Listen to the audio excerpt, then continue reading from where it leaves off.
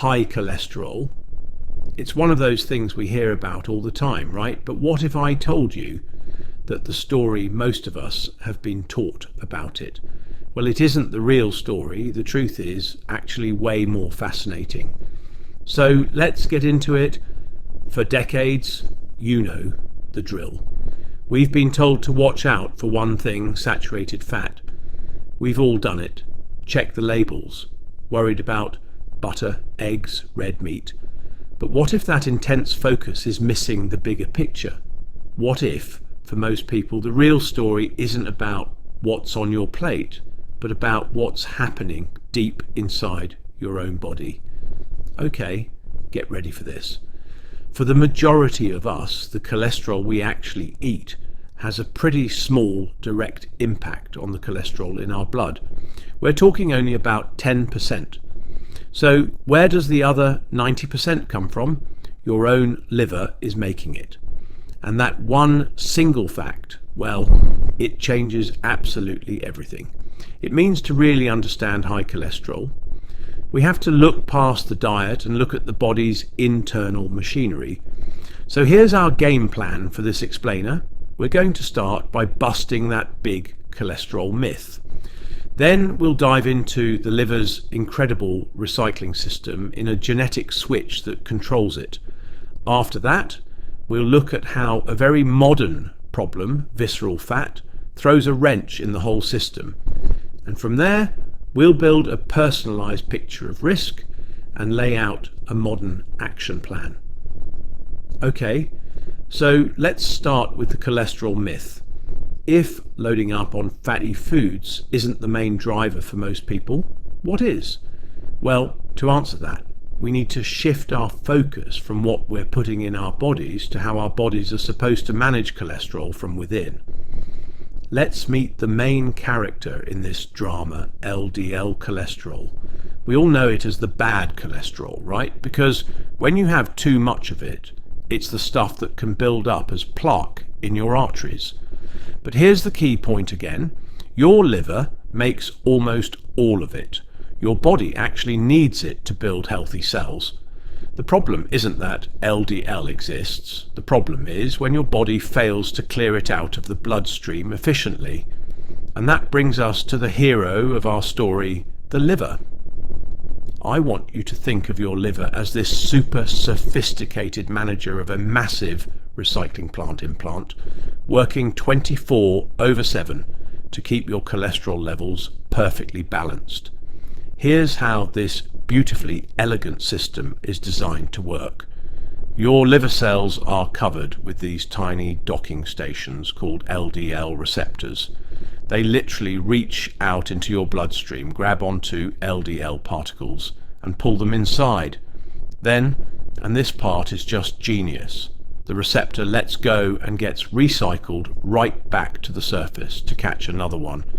When this is running smoothly, your blood LDL levels stay nice and low, no matter what you had for breakfast. But what happens when something interrupts this perfect recycling system? Well, it turns out there's a kind of molecular master switch that can slow this whole process down. And for a lot of people, how that switch is set is all down to their genetics. So let me introduce you to a protein called PCSK9. Your body makes it, and its main job is to regulate those LDL receptors. When PCSK9 protein attaches to a receptor, it's like slapping a dispose of this sticker on it. Instead of getting recycled, the whole thing gets destroyed inside the cell. So the math is really simple. More PCSK9 means fewer LDL receptors, which means higher cholesterol in your blood. It's a direct link. And this explains so much about why cholesterol levels are so different from person to person. Some people are just born with genes that make their PCSK9 protein overactive. They naturally have fewer receptors, leading to lifelong high cholesterol. But then you have others who are born with a lazy version of PCSK9. Their receptors work overtime, giving them lifelong low cholesterol and a much, much lower risk of heart disease. It's like having a genetic set point. But genetics alone can't explain the explosion of high cholesterol. In our modern world, there has to be something else going on, a lifestyle factor that's cranking up that PCSK9 activity for everyone else. And we now know exactly what that is. It's something called visceral fat. Now, visceral fat, or fat isn't the fat you can pinch under your skin. This is the deeper, more dangerous fat that's stored around your internal organs, like your liver and pancreas. And it's not just sitting. They're doing nothing. It's metabolically active, constantly pumping out inflammatory signals throughout your body. And here's a simple way to get a clue if you have high levels. Measure your waist. If that number is more than half of your height, it's a pretty good sign you might be dealing with high VAT. Okay, this is the crucial part where everything we've talked about comes together. Visceral fat delivers a devastating 1-2 punch to your cholesterol. First, the chronic inflammation it causes tells your liver to start making more PCSK9. And we already know what that does. It destroys your LDL receptors and your overall LDL goes up. But then there's a second, even more sinister pathway. And this is where diet comes roaring back into the story. If you have high visceral fat and you eat a diet high in sugar and refined carbs, you start to develop insulin resistance. Your liver panics and starts pumping out a different kind of particle called VLDL. As these particles circulate, they morph into small, dense LDL, the absolute worst, most dangerous plaque causing kind of cholesterol. So you see, for people with high visceral fat, diet is a huge lever, and you can often see the warning signs that this whole metabolic mess on a standard blood test is your HDL, your good cholesterol getting lower, or your triglycerides climbing. How about your HbA1c, which measures your blood sugar control? If you see this pattern, those are major red flags.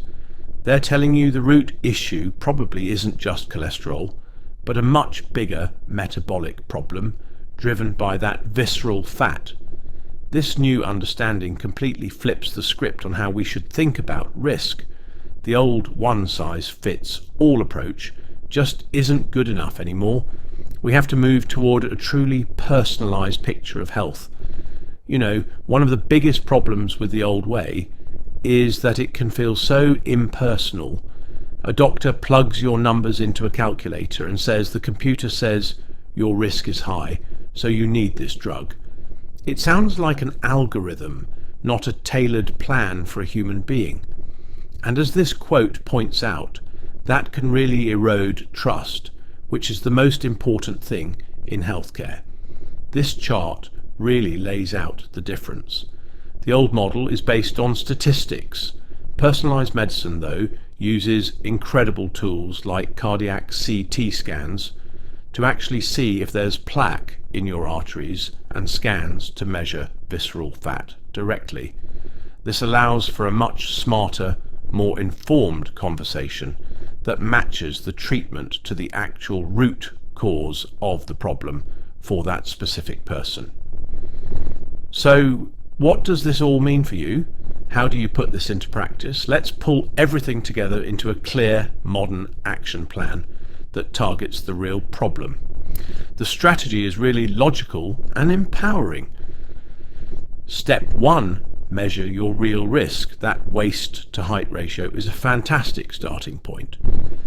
Step 2, if visceral fat seems to be the driver, then you have to address the root cause. This means focusing on things that are proven to reduce fat, like improving your nutrition and getting into resistance training. And step 3, use medications smartly. Statins are powerful, life-saving drugs, but they should be seen as a critical tool for high-risk people, not a blanket solution for a number on a lab report. Because this is the bottom line, The goal should always be to match the treatment to the cause. If your high cholesterol is just a symptom of a deeper metabolic issue, but only treating the symptom is like constantly mopping up a leak without ever fixing the pipe. I absolutely love this analogy. It perfectly captures the problem. Imagine your liver is a frantic warehouse manager. Its delivery system, the LDL receptors, is broken. So what does it do? It just keeps reordering more and more stock, flooding the warehouse with cholesterol that can't get rid of. That's exactly what's happening inside the body. But here is the most hopeful, empowering part of this whole story. That system isn't permanently broken, it's just out of balance. By targeting and reducing that visceral fat, you can quiet down the inflammation. You can help fix the delivery system, and you can let your body get back to the natural, healthy state it was designed for. So I want to leave you with one final question to think about.